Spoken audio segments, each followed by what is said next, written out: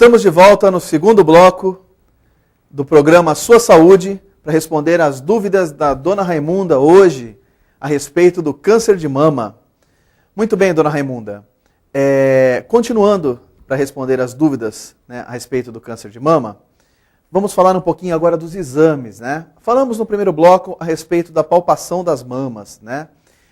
Como é que a senhora deve proceder no autoexame das mamas, né? Fazer o autoexame, palpar as suas mamas, que nas mulheres que menstruam, para nós podermos relembrar rapidamente, do 8º ao 10º dia, né? E aquelas mulheres que não menstruam, normalmente escolher um dia durante o mês, né? Por exemplo, escolher, vamos supor, dia 20, dia 30, enfim. E naquele dia, debaixo do chuveiro, ensaboada, né? Para a mama escorregar bastante, com a mão assim, fazer o seu autoexame das mamas todo mês. Muito bem. É importante fazer o autoexame, qualquer alteração, né? Procurar imediatamente o médico e não esquecer sempre na consulta ginecológica, pedir para que o médico faça a palpação das mamas. Muito bem. Agora, além do autoexame, nós temos também alguns exames para poder, né, fazer o diagnóstico do câncer de mama precocemente, né? Aquele câncer de mama pequenininho, que é esse câncer de mama que nós queremos identificar. Para quê? Para que nós possamos tratar o paciente adequadamente, evitando assim aquelas cirurgias grandes, né, que podem realmente levar não só um problema estético muito grande, como também uma mortalidade precoce do paciente. É isso que a gente quer evitar, que acontecia muito no passado, que hoje nós conseguimos realmente diminuir bastante. Muito bem. E quais são esses exames?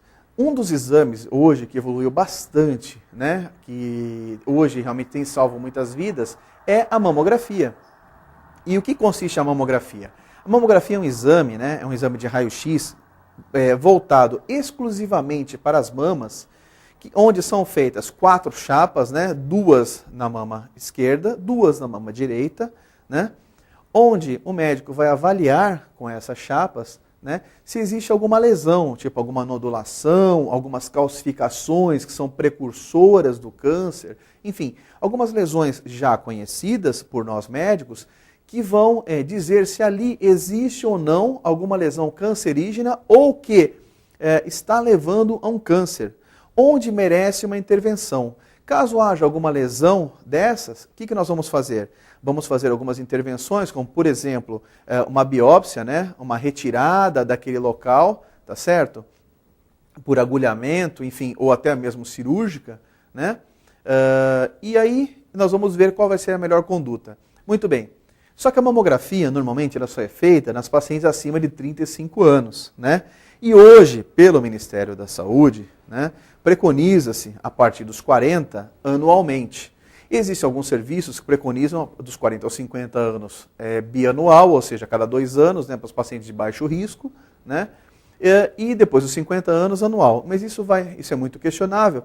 Normalmente, quem puder, a partir dos 40 anos, anualmente, exceto naquelas pacientes que têm indicação, né, de fazer mamografias em períodos mais curtos, mas isso aí vai a critério do médico. Existem pacientes até que têm indicação, em alguns casos, no período de 2 anos, fazer mamografias semestrais. Mas normalmente o que se faz é uma mamografia anualmente a partir dos 40 anos e a primeira mamografia a partir dos 35. Muito bem. E as pacientes que estão abaixo dos 35 anos, não vão fazer mamografia? Como é que essas pacientes ficam, né? Algumas, em alguns casos especiais, até podem fazer mamografia. Porém, normalmente, nós temos outros exames, como, por exemplo, a ultrassonografia mamária, a qual pode ser feita também nas pacientes acima dos 35 anos. Mas, aquelas pacientes mais jovens, que têm as mamas mais densas, a mamografia não é um exame de escolha. Então, quando temos algumas alterações, nós vamos optar por fazer a ultrassonografia, que é um exame excelente em alguns casos para a detecção de alguns problemas mamários e também para dirigir as biópsias, que são punções que nós fazemos em áreas suspeitas para retirar fragmentos, os quais mandamos para o laboratório e quando confirmado o câncer, já sabemos o tipo de câncer e qual a melhor cirurgia e tratamento pós-cirúrgico para ser feito para aquela paciente, né? Então, nesses casos, nós vamos fazer o quê? Nós temos hoje uma gama, né, preparatória para tratamento daquele paciente e retirando não mais a mama inteira, e sim só aquela tumoração em uma pequena área ao redor e fazendo um tratamento mais econômico, né, com medicação, às vezes quimio e radioterapia, fazendo com que essa paciente não perca mais a mama, perca só aquela área tumoral ou mesmo só um quadrante, que é só um pedacinho da mama, evitando assim prejuízo estético e salvando a vida dessa paciente, fazendo com que ela tenha uma vida normal após o seu tratamento. Temos também hoje, e está realmente bem avançado já, a ressonância magnética para as mamas. E a ressonância magnética foi mostrado, né, até acompanhamos recentemente num congresso de radiologia, que a ressonância magnética ela tem detectado e tem ajudado bastante na detecção daqueles tumores até invisíveis à mamografia e à ultrassonografia. Mas a ressonância ela só é usada em alguns casos que nós temos aquela suspeita, mas que não estão confirmadas ainda, né, essas tumorações nesses outros exames. Então nós vamos avançar um pouquinho mais a partir da ressonância magnética. Porém, o câncer de mama, quando diagnosticado, nós temos o quê? Um profissional habilitado para tratar desse câncer de mama, que normalmente é um médico mastologista, né? Quem é o médico mastologista? É aquele médico que é próprio para trabalhar com o câncer de mama. Tanto o câncer de mama masculino como o câncer de mama feminino. E esse médico normalmente é aquele que opera, né, essas mamas e que faz aquele tratamento, aquele segmento depois desses casos de câncer. Bom, dona Raimunda, espero ter explicado para a senhora, e a mensagem principal que eu queria deixar aqui é a seguinte. Na questão do câncer de mama, hoje evoluiu bastante, né?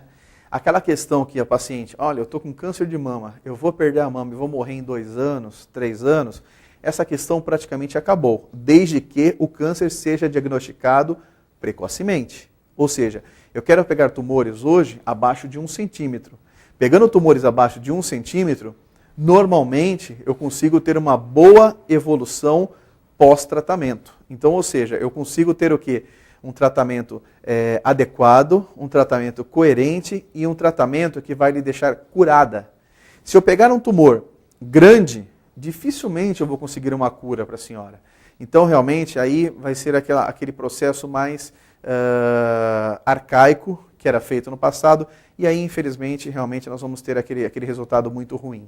Então, uma mensagem que eu queria deixar aqui é o seguinte, as pacientes têm sim que procurar o médico, pedir realmente que seja feito o exame das mamas, né, e que seja investigada as mamas. Não pode ter medo do câncer de mama, não. Aquela história que a paciente fala, eu não quero que procure, que vai que ache, nós queremos achar sim, quando tiver, mas achar quando for pequenininho, porque se achar pequenininho, nós vamos curar. E não podemos esquecer também aqui, que o homem também tem câncer de mama.